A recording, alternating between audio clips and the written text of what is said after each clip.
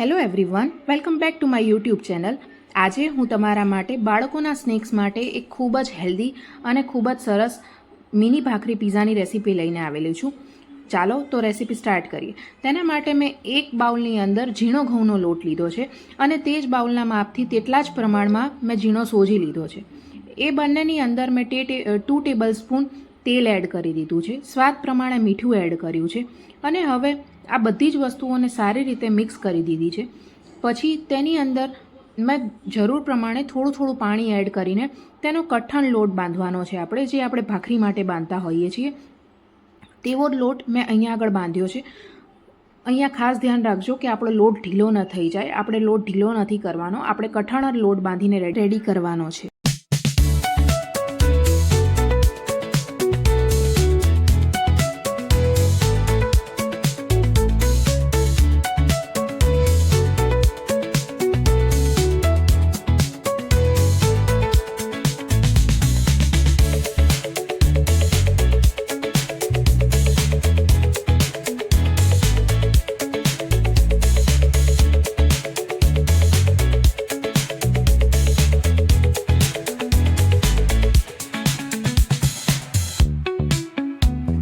તમે હવે જોઈ શકો છો કે આપણો ભાખરી માટેનો એક કડક લોટ બંધાઈને તૈયાર થઈ ગયો છે. તો હવે આપણે એને 15થી 20 મિનિટ માટેનો રેસ્ટ આપવાનો છે. તો ત્યાં સુધી આપણે આપણા વેજીટેબલ્સ અહીંયા આગળ કટ કરી લઈએ. અહીંયા આગળ મારા બાળકોને ખાલી ટોમેટો અને કેપ્સિકમ એ 2 વસ્તુ જ ભાવે છે, એટલે મેં એ 2 વસ્તુ જ નાખી છે. પણ જો તમે જરૂર હોય, તમને ભાવતું હોય તો તમે ઓલિવ્સ છે, મકાઈ છે, એ બધી જ વસ્તુ આમાં તમે એડ કરી શકો છો. અહીંયા આગળ મેં બાળકો માટે બનાવું છું, એના માટે થઈને મેં એકદમ ઝીણું સમાર્યું છે, બટ તમે જુલિયન કટ પર કરી શકો છો. હવે આપણો લોટ 20 મિનિટ થઈ ગઈ છે અને આપણો લોટ રેડી થઈ ગયો છે. તો એમાંથી મેં મિની પીઝા કરવાના છે, એટલે નાના પીસીસમાં લુઆ રેડી કરી દીધા છે. અને હવે આપણે ચાલો એને વણવાનું સ્ટાર્ટ કરી દઈએ.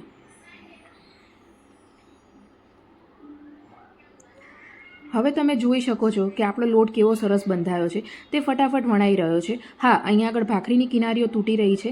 તે તમે કોઈ પણ નાની વાડકીના માપને તમારે સરખી સાઇઝની બનાવી હોય તો નાની વાડકી તમે એને કટ કરી શકો છો.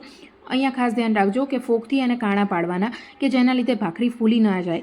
એટલે મેં આ રીતે ફોકની મદદથી અહીંયા આગળ ભાખરીની ઉપર કાણા પાડી દીધા છે. આવી જ રીતે મેં નાના શેપમાં બધી જ ભાખરીઓ વણીને રેડી કરી છે. તેની થિકનેસ બહુ પતલી કરવાની જરૂર નથી, કારણ કે જો તે વધારે પડતી પતલી હશે તો એ વધારે કડક થઈ જશે. એટલે એને થોડીક જાડી જ રાખવાની છે, જેવી મેં તમને હમણાં વિડીયોમાં બતાવી છે. બધી જ ભાખરીને વણીને મેં પહેલાં રેડી કરી દીધી છે.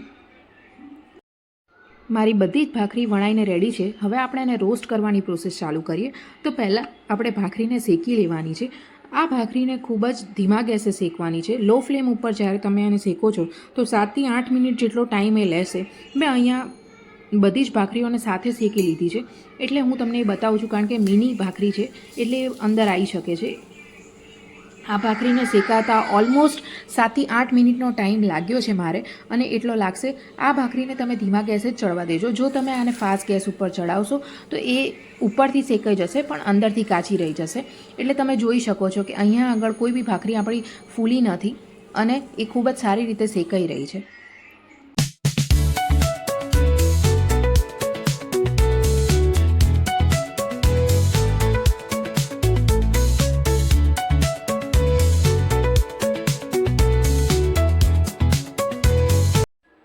ઘણા બધાના એવા ક્વેશ્ચન હોય છે કે આપણે ભાખરી પીઝા જ્યારે ટ્રાય કરીએ છીએ તો એ કડક રહે છે કે પછી એ સોફ્ટ થઈ જાય છે. કારણ કે સોફ્ટ ભાખરી પીઝા આપણને ખાતા ફાવતા નથી અને ટેસ્ટમાં પણ સારા નથી લાગતા.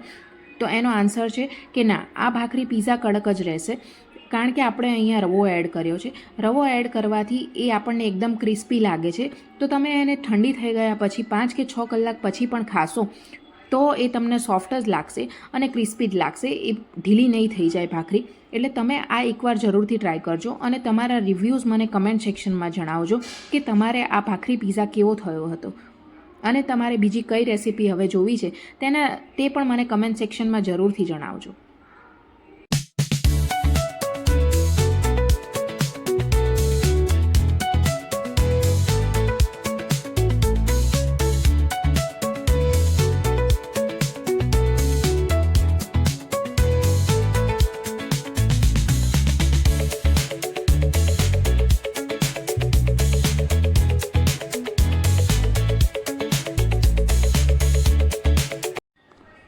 ભાખરી હવે શેકાઈને રેડી છે. તો હવે આપણે પીઝા બનાવવા માટે એ ભાખરી રેડી થઈ ગઈ છે.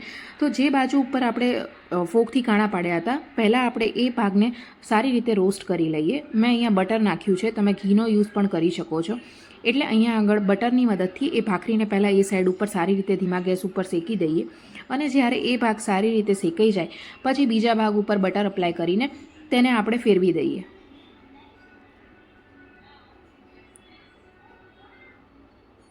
તમે અહીંયા જોઈ શકો છો કે ભાખરી ધીમા ગેસ ઉપર સારી રીતે શેકાઈ રહી છે. હવે આપણે એને ટર્ન કરીને બીજી સાઈડ ઉપર સારી રીતે રોસ્ટ કરી લઈએ. અહીંયા આગળ તમે પીઝા માટે પીઝા સોસનો યુઝ કરી શકો છો, તમે માયોનીઝનો યુઝ કરી શકો છો, જે પણ તમને સેટ થતું હોય યુઝ કરી શકો છો. મારા બાળકોને નથી ભાવતું એટલે મેં યુઝ નથી કર્યું. હવે આ જ ભાખરીની ઉપર મેં થોડો કેચઅપ અપ્લાય કર્યો છે. કેચઅપની ઉપર જ મેં થોડું ચીઝ, પછી ટોમેટો અને કેપ્સિકમ એ બધું જ અહીંયા એડ કરી દીધું છે. અને તેની ઉપર પણ મેં ચીઝ અપ્લાય કર્યું છે. હવે તમે અહીંયા આગળ ઓલિવ્સ છે, કોર્ન છે, ઓનિયન છે, એ બધી જ વસ્તુઓને યુઝ કરી શકો છો. જે પણ તમારા બાળકોને સેટ થતું હોય એ વસ્તુ તમે આમાં એડ કરી શકો છો. આ વસ્તુ ખૂબ જ હેલ્ધી છે કે જે બાળકોને નડશે પણ નહીં અને તેમને લંચ બોક્સમાં ભાવશે પણ ખરી, અને તમારું લંચ બોક્સ ફિનિશ થઈને આવશે. એટલે આ રેસીપી તમે એકવાર જરૂરથી ટ્રાય કરજો. હવે આ રીતે ઉપર જ મેં ચીઝ ખમણીને પછી એને પણ આપણે લો ફ્લેમ ઉપર જ 2 કે 3 મિનિટ માટે સારી રીતે રોસ્ટ થવા દેવાનું છે કે જેથી આ ટોમેટો અને કેપ્સિકમ સારી રીતે ચડી જાય. આ રીતે એની ઉપર ઢાંકણ ઢાંકીને એને લો ફ્લેમ ઉપર 2 કે 3 મિનિટ માટે આપણે સારી રીતે રોસ્ટ થવા દઈએ અને પછી આપણે જોઈએ કે એ કેવું થયું છે. મારી આ રેસીપી તમે એકવાર બાળકોના લંચ માટે જરૂરથી ટ્રાય કરજો. આ ખૂબ જ સરસ છે અને બાળકોને ખૂબ જ ભાવે છે. મારા બાળકો પણ આ લઈ જાય છે અને ઠંડી થયા પછી પણ આ ભાખરી પોચી નથી પડતી. એટલે તમે આ જરૂરથી ટ્રાય કરો. 2 મિનિટ થઈ ગઈ છે. હવે આપણે એકવાર ઢાંકણ ખોલીને આ ચેક કરી લઈએ કે આપણી ભાખરી ચડી છે કે નથી ચડી. હવે અહીંયા આગળ મેં જ્યારે જોયું ત્યારે ચીઝ હજી થોડુંક મને મેલ્ટ કરવા જેવું લાગ્યું હતું, એટલે મેં ફરીથી એને મૂક્યું છે. ફરીથી 1 મિનિટ પછી મેં જોયું છે અને મારી ભાખરી ખૂબ જ સારી રીતે ચડી ગઈ છે, જે તમે આ વિડીયોમાં જોઈ શકો છો. હવે આ પીઝાને મેં બહાર લઈને તેની ઉપર એક્સ્ટ્રા ચીઝ નાખીને મારા બાળકોના લંચ બોક્સમાં આપ્યું છે. Thank you.